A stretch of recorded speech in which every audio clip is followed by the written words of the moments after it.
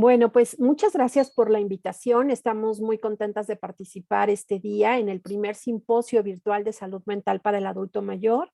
Y el día de hoy, pues agradecemos a las personas que nos han invitado y al comité organizador de este importante evento que toca un tema crucial para nosotros en este momento, que es la salud mental del adulto mayor.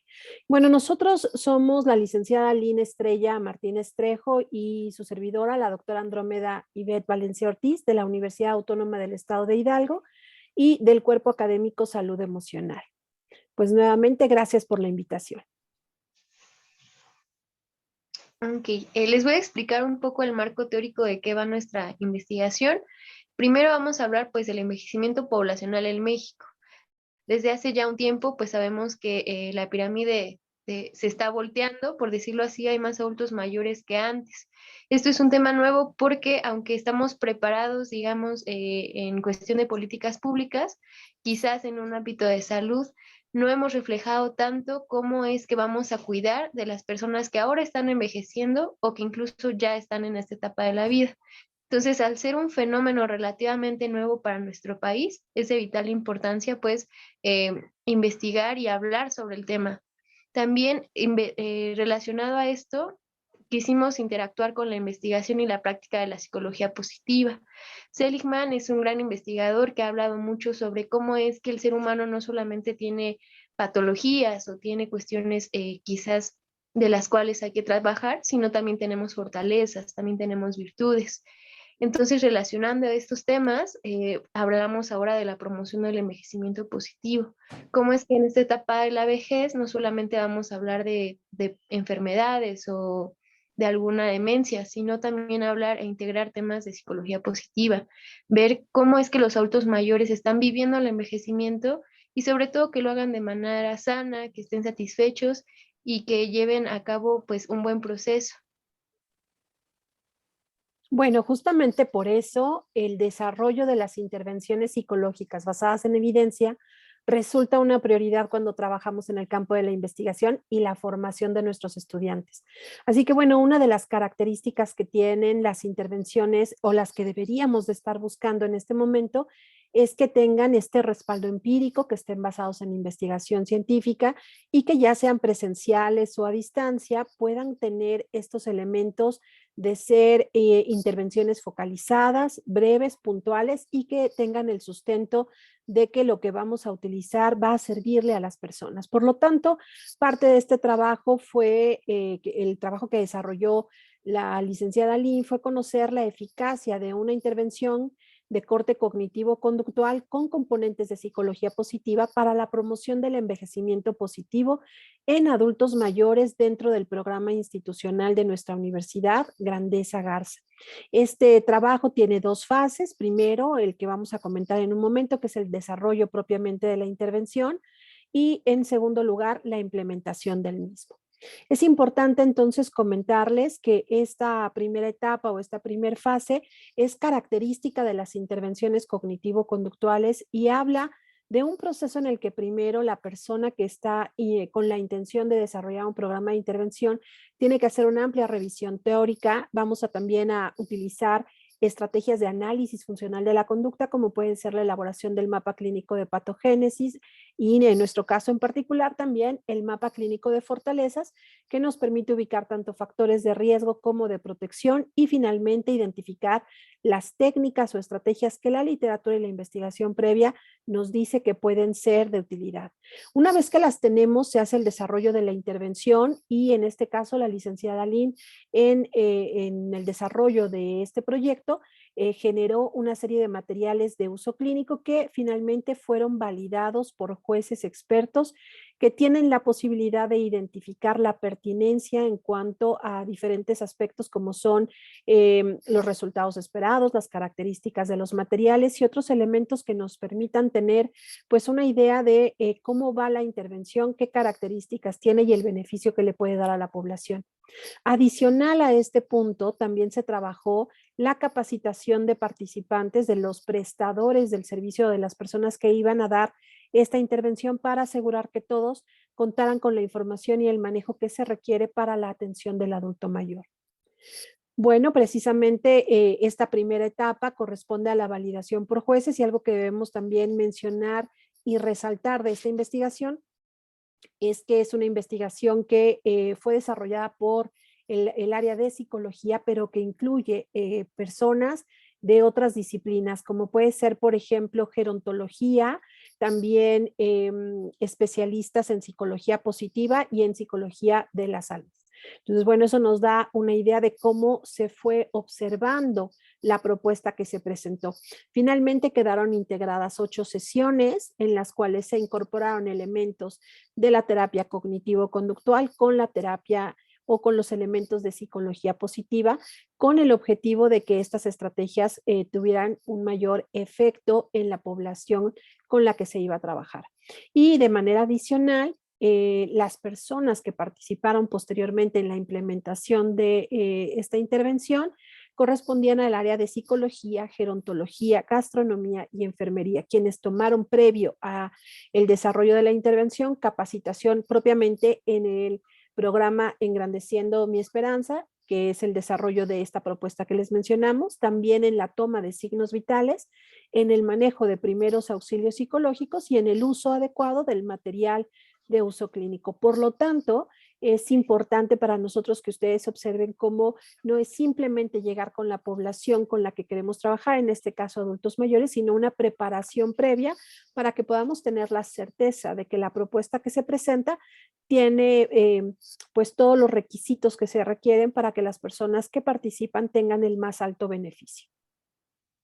Así podemos observar algunos de los materiales de uso clínico que se desarrollaron, que tienen la característica de ser estrategias de autorregistro y propias del modelo cognitivo-conductual, además de elementos de psicología positiva como bitácoras de bienestar o de gratitud y otros elementos que le fueron entregados de manera física a los participantes. Hablando ahora un poco de la segunda fase, pues propiamente ya la implementación de la intervención. En el método vemos que es un estudio descriptivo y correlacional. Primero, pues lo que hicimos fue describir a la población con la que contábamos, cuáles eran sus características en cuanto a salud, condiciones socioeconómicas e incluso las personas con las que vivían. Encontramos pues detalles muy interesantes, por ejemplo, la población que accede a este tipo de programas eran personas que en su mayoría habían estudiado por lo menos una carrera técnica o eran licenciados, lo que para un adulto mayor pues implicaba ya cierto conocimiento. También lo que hicimos fue correlacional entre las variables que estuvimos trabajando, que entre ellas pues es calidad de vida, bienestar subjetivo, satisfacción con la vida y también hablamos un poco de psicología positiva, específicamente con la virtud de trascendencia. Para esta investigación trabajamos con 24 participantes de entre 60 y 83 años. Todos ellos, bueno, contaron con criterios de inclusión y de exclusión para la intervención y el diseño que utilizamos fue experimental. Primero utilizamos un grupo de prueba y tuvimos un grupo de posprueba o réplica. Para esto lo que utilizamos, bueno, no hubo un grupo de control debido a la normatividad de la institución, pero bueno, en cuanto a calidad de vida, que fue nuestra primer variable, nos encontramos con cosas muy interesantes. Ellos en general ya tenían, digamos, una calidad de vida normal. No eran adultos mayores que tenían mucha patología, pero sí que ya vivían los estragos del envejecimiento.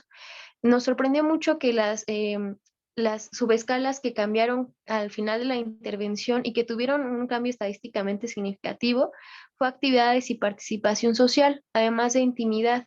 Esto nos hace ver cómo es que el taller, al hacerlo de manera semanal y que integrábamos mucho actividades intergeneracionales, hizo que ellos se sintieran mejor, que se apropiaran incluso de su autocuidado y de su autosalud. Se hacían más bien responsables de su propia calidad de vida. Una de nuestras siguientes variables, pues, es el bienestar psicológico. En esta también nos dimos cuenta de que el bienestar que tenían, pues, era moderado. Tuvieron también cambios estadísticamente significativos antes y después de la aplicación del taller en ambas poblaciones, tanto el de control como el de réplica. Y lo que utilizamos también, o que nos dimos cuenta cuando hicimos por subescalas, es que la de autoaceptación mejoró mucho en ese tipo de poblaciones. Y que decir, hablábamos de cómo es que vivir esta etapa de envejecimiento no solamente es, bueno, ya estoy jubilada o jubilado y no me quedan más actividades, ¿no? O no tengo más que hacer. Más bien hablábamos de que hay cambios en nuestro cuerpo, hay cambios en nuestros sentidos, en todo lo que hacemos, pero que esos cambios también están generando una ganancia para nosotros, ¿no? Y entonces hacíamos planes y qué puedo hacer con lo que ya tengo y cómo puedo mejorar aquello de lo que quizás carezco un poco. Y esto les permitía de alguna manera verse mejor a ellos y a ellas mismas durante este proceso, aceptar que el envejecimiento pues no es la última etapa, como dicen por ahí, ¿no? Más bien es una etapa más y hay que disfrutarla con todo lo que tenga. También esto nos hace ver lo importante que es para el adulto mayor aceptar que quizás su envejecimiento está siendo funcional y no nos damos cuenta, ¿no? Eso pasaba mucho. Teníamos incluso personas que eran cuidadoras. Entonces, darles a ellos como este sentido de saber que aún son funcionales es muy, muy bueno para el envejecimiento. Una de nuestras tercera variable fue la satisfacción con la vida. Aquí nos sorprendió mucho el cambio que hubo en las mediciones pre y post, porque aunque ellos ya estaban satisfechos, digamos, aún todas tuvieron un cambio significativo.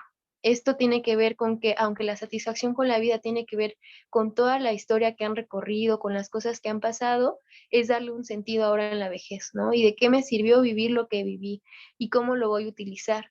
Sobre todo hablar de sentido de vida en el adulto mayor tiene que ver con que le da mayor importancia a su salud, tanto física como mental, le da un propósito, también genera en ellos y en ellas pues un grado de conformidad con lo que han realizado y hablando, por ejemplo, de cómo han vivido y qué tanta generatividad han logrado, pues también les hace ver esa parte que quizás está un poco olvidada en el envejecimiento, ¿no? Los vemos más bien como qué carencias tienen y no qué están aportando o qué están haciendo tanto para ellos como socialmente. Y también contamos con las fortalezas de carácter. Principalmente utilizamos la virtud de trascendencia, aunque medimos las demás. Primero, pues observamos en la gráfica donde tenemos las virtudes, ¿no? Coraje, humanidad, justicia, sabiduría, templanza y trascendencia. Nos llama la atención que la fortaleza, perdón, la virtud de justicia cambió mucho en la medición post, aunque no fue una virtud que trabajamos directamente, el taller contó con una perspectiva de derechos humanos. Entonces esto hacía que ellos y ellas mismas pues dirigían las ganancias del envejecimiento hacia ellas y ellos, ¿no? Y era quizás ponerles y regresarles esa autonomía que no tenían, ¿no? Y la justicia tiene que ver justamente con todo esto, ¿no? Trabajar y vernos como parte de una sociedad. También, bueno, ya enfocándonos a la virtud con la que trabajamos, que es trascendencia, nos hace ver que también tuvo un cambio significativo, aunque fue un poco más débil, pero es considerable. Esto se asocia mucho, por ejemplo, con el sentido del humor, que tanto los adultos mayores disfrutaban su envejecimiento y disfrutaban lo que hacían. Se relacionaba con actividades, con su autonomía, con la participación que tienen dentro del entorno. Y todo esto los hace verse con más propósito de vida, con un crecimiento personal. Y algo que nos llama mucho la atención es que incluso esto puede hacer que se dieran más a tratamientos si están como en un proceso médico, ¿no? Ahorita lo vamos a ver, pero hubo muchas personas que incluso notaron cambios en esta parte. También trabajamos con la apreciación y la gratitud. La gratitud es muy importante en el envejecimiento porque les hace reconocer pues lo que ya tienen.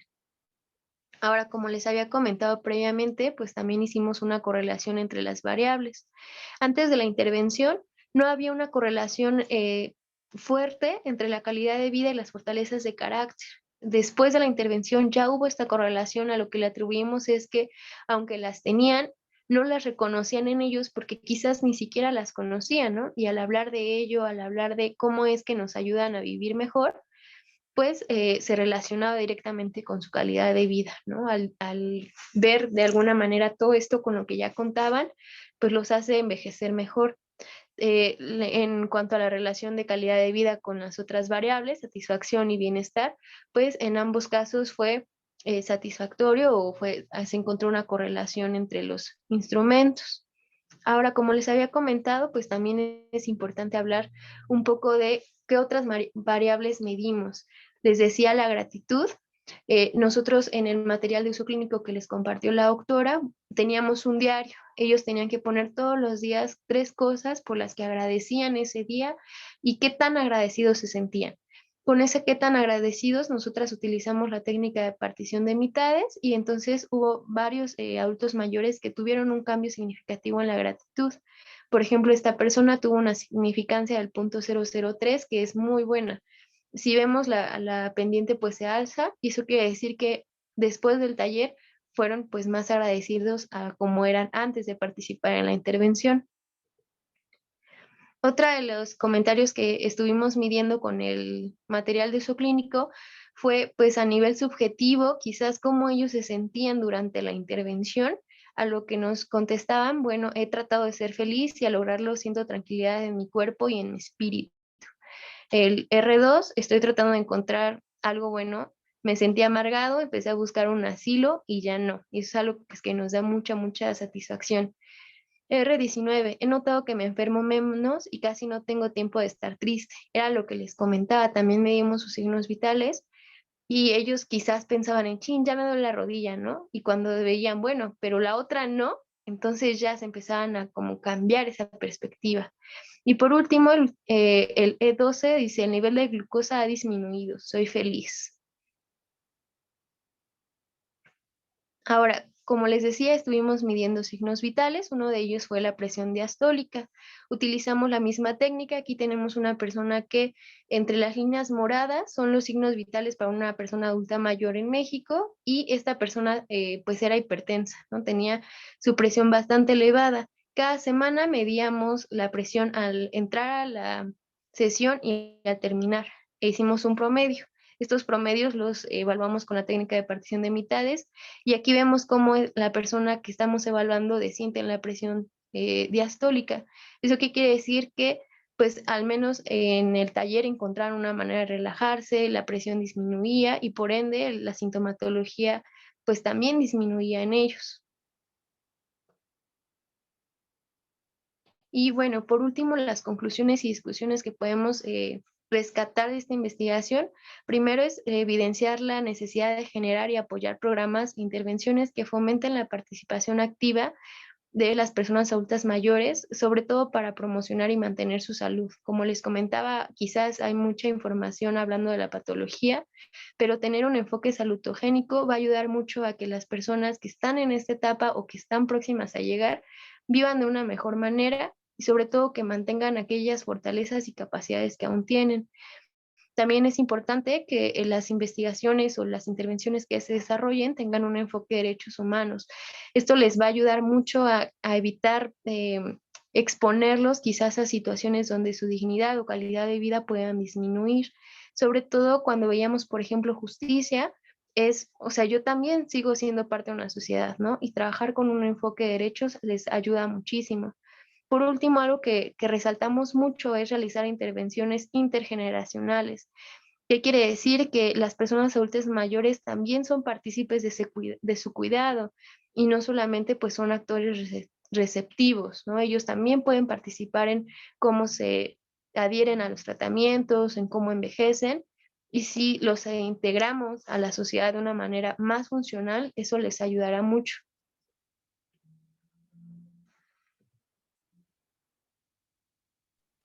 Y bueno, tanto para la licenciada Lynn como para mí, pues ha sido un gusto poder estar en esta reunión con ustedes, compartiendo las actividades que se realizan desde la Universidad Autónoma del Estado de Hidalgo. Les dejamos en pantalla un momento los datos de contacto de la licenciada Lynn y los datos de Twitter para que también puedan estar en contacto conmigo. Y les recordamos algo que para nosotros es muy importante. Este ejercicio, esta propuesta de intervención, fue parte del proceso de titulación de la licenciada Lynn Martínez el año pasado, justamente para recibir el título de licenciada en psicología.